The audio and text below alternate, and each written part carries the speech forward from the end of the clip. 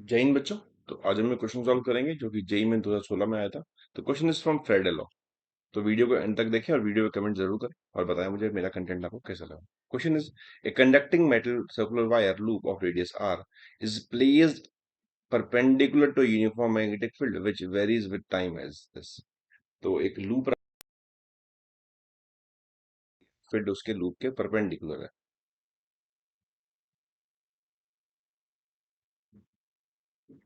और field is variable. If resistance of the loop is R, resistance पूरे loop का R है। The heat generated in the loop after long time, तो कितने long time बाद इसमें कितनी हीट पैदा हो जाएगी ये हमको निकालना है। तो ये होता क्या है कि जैसे ही हम मैग्नेटिक फील्ड को अप्लाई करते हैं और ये मैग्नेटिक फील्ड ऑलरेडी वेरिएबल है, ये फंक्शन है टाइम का, तो इस लूप में फ्लक्स बदलने लग जाता है। फ्लक्स बदलने की वजह से बाय फेरेडे लॉ इसमें ईएमएफ पैदा होता है। ईएमएफ की वजह से इसमें करंट आता है और करंट की वजह से कुछ हीट पैदा होती है। तो हमको हीट फाइनली हीट निकालनी है। तो पहले बात करते हैं उसके लिए फ्लक्स का। फ्लक्स क्या होता है? So flux is simply B A cos theta. B हमने मान लिया अंदर की तरफ है और इस लूप का आपको पता होना चाहिए कि लूप का जो एरिया वेक्टर होता है वो भी लूप के परपेंडिकुलर होता है। तो एरिया वेक्टर को भी अंदर मान सकते हैं हम इस लूप के परपेंडिकुलर। तो एंगल उन दोनों के बीच में जीरो हो जाएगा। बाहर मानेंगे तो नेगेटिव आ जाएगा, कॉस पाई आ जाएगा, कोई आंसर फर्क नहीं पड़ेगा उससे, बस नेगेटिव पॉजिटिव आएगा। सो बी आपको पता है, B is B naught E की power minus T by tau. Area is pi R square. So this is the flux.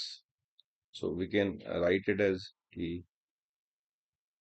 V naught pi r square e की power minus T by tau. This is flux. अब इस flux से मैं चलता हूँ Faraday की तरफ और मैं इसका ईएमएफ निकालता हूँ। ईएमएफ होता है minus D phi by D T. तो डिफरेंशिएट कर लेते हैं। तो डिफरेंशिएट करते ही जो कांस्टेंट है, ये कांस्टेंट है सारा, B not pi R square, ये तो बाहर ही रहेगा। ई की पावर एक्स का जो होता है, अगर कोई ऐसा फंक्शन है आपके पास ई की पावर माइनस एटी है, जब आप डिफरेंशिएट करते हो तो वो निकल के आता है ई की पावर माइनस एटी। ई की पावर एक्स का ई पावर एक्स आता है इनटू साथ में जो कोफिशिएंट है यहाँ पे वेरिएबल, वो बाहर मल्टीप्लाई में आता है। ये आप निकाल भी सकते हैं by method of elimination, substitution sorry. तो जब करेंगे डिफरेंशिएट इसको तो माइनस ये टी है, ये तो ऐसे ही रहेगा टी बाय टाउ। साथ में जो टाइम कोफिशिएंट है, यहाँ पे कोफिशिएंट टाइम का है, टाइम ऊपर टाइम है, जो कोफिशिएंट है वो है माइनस वन बाय टाउ, ये कोफिशिएंट है तो ये बाहर आ जाएगा। So this EMF will be equal to, और ये नेगेटिव भी होता है तो बाहर नेगेटिव है। So B not pi R square upon tau E की power minus T by tau. This is EMF induce in the loop as function of time. अब मुझे हीट निकालनी है। तो ईएमएफ ये वेरिएबल है, खुद वेरी कर रहा है टाइम के साथ।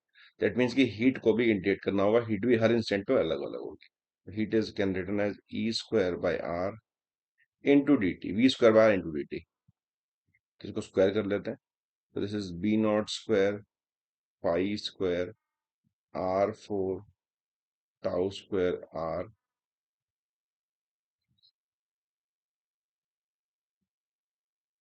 इंटू ई की power minus two T by tau into D T integration.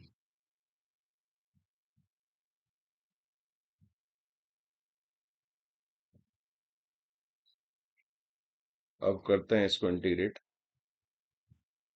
This is equal to B not pi square tau square are are की पावर फोर।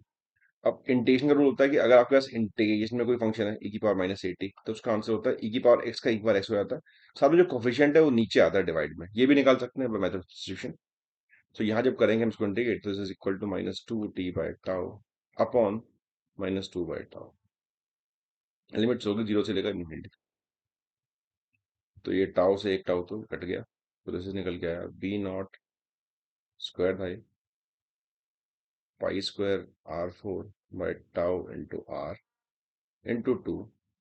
पुट करेंगे लिमिट्स, यहाँ एक बाहर नेगेटिव और भी लगा हुआ है। पहले पुट करेंगे इन्फिनिटी टी के बदले, तो ई की power minus infinity, minus put करेंगे ई की पावर जीरो, तो जीरो।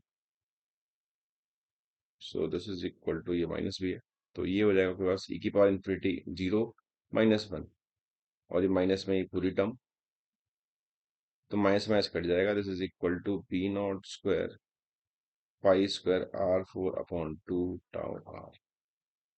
तो उसको मैं ऑप्शन मैच करूं,